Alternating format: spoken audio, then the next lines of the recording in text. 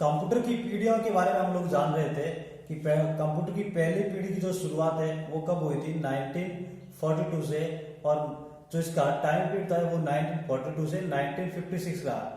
और साथ ही साथ जो कंप्यूटर की दूसरी पीढ़ी का जो टाइम पीरियड था वो 1956 से 1965 रहा। और इसी तरह से जो है 1956 के बाद जो है कंप्यूटर की तीसरी पीढ़ी का जन्म हो जाता है, और 1965 से जो टाइम पीरियड है वो है 1975 कंप्यूटर की तीसरी पीढ़ी का।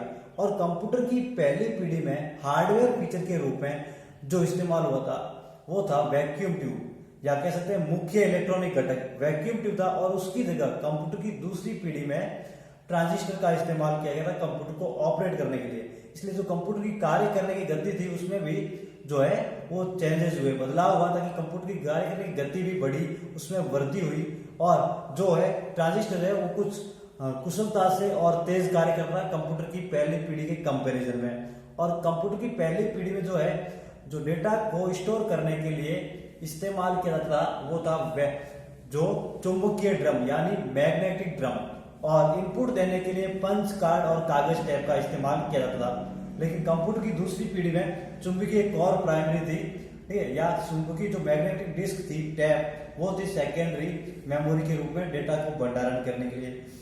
और कंप्यूटर की पहली पीढ़ी में कंप्यूटर को इस्तेमाल करने के लिए जो लैंग्वेज यूज की जाती थी वो थी मशीनरी लैंग्वेज। लेकिन कंप्यूटर की दूसरी पीढ़ी में जो है दो हाई लेवल लैंग्वेज का इस्तेमाल हुआ, वो थी एक थी फोर्ट्रॉन, एक थी कोबोल। यानी कि कोबोल और फोर्ट्रॉन हाई लेवल लैंग्वेज का इस्तेमाल कंप्यूटर की दूसरी पीढ़ी में कंप्यूटर को इस्तेमाल करने के लिए किया गया।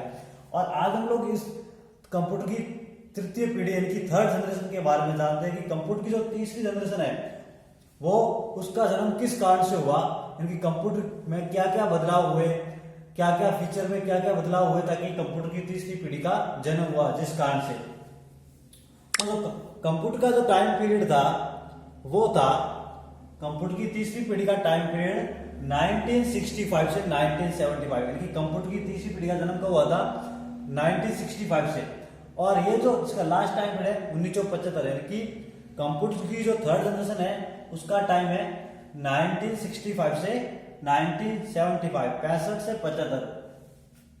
और कंप्यूटर की तीसरी पीढ़ी में ट्रांजिस्टर को रिप्लेस करके एक इलेक्ट्रॉनिक घटक का इस्तेमाल हुआ, वो था आईसी यानी कि इंटीग्रेटेड सर्किट।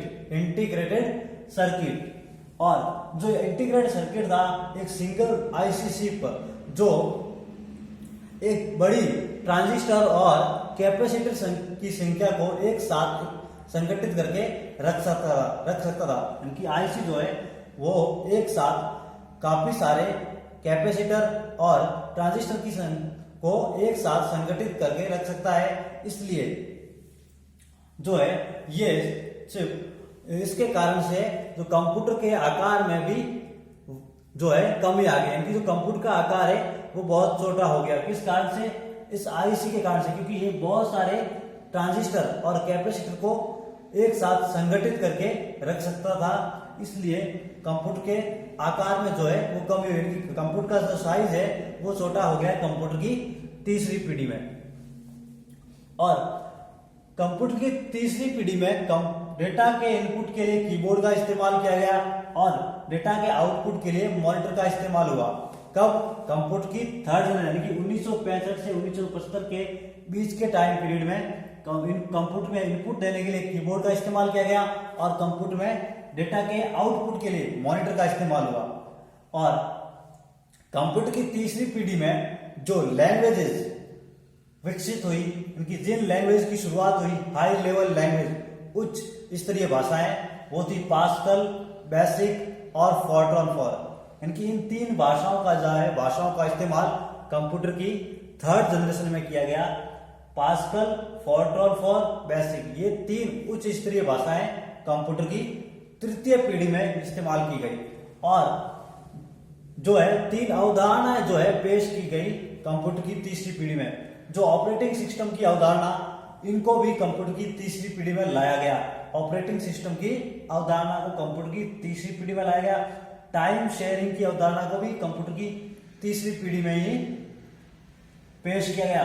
और मल्टी प्रोग्रामिंग सिस्टम की अवधारणा को भी कंप्यूटर की तीसरी पीढ़ी में पेश किया गया, क्योंकि कंप्यूटर की तीसरी पीढ़ी का जो जन्म हुआ था वो इन्हीं कारणों से हुआ, इनकी कुछ अपडेट्स हुए।